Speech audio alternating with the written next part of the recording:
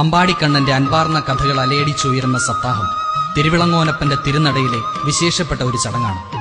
സപ്താഹശാലയിൽ മംഗല്യഭാഗ്യത്തിനും സന്താനഭാഗ്യത്തിനും വേണ്ടി നടത്തുന്ന പ്രത്യേക വഴിപാടുകൾ ഉടനടി ഫലപ്രദമാകുന്നത് തിരുവിളങ്ങോനപ്പന്റെ ഭക്തവാത്സല്യത്തിന് ഉദാഹരണമാണ്. അന്നദാനം മഹാദാനമാണ്. പരമേശ്വരൻ അന്നദാന പ്രഭു.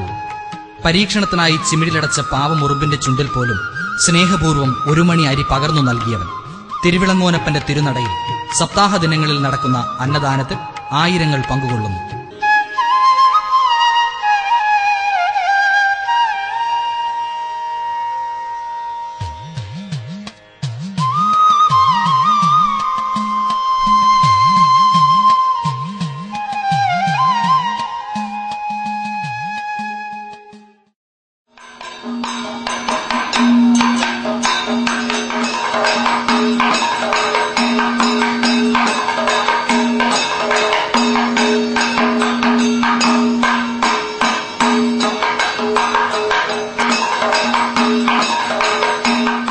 തിരുവിളങ്ങോനപ്പന്റെ കഥകളിക്കമ്പം സുപ്രസിദ്ധമാണ്.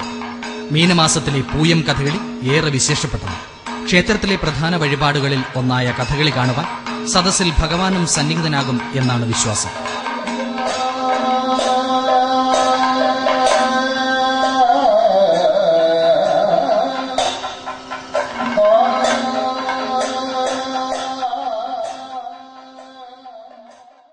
ഇവിടെ നടത്തുന്ന ഏറ്റവും വിശേഷകരമായ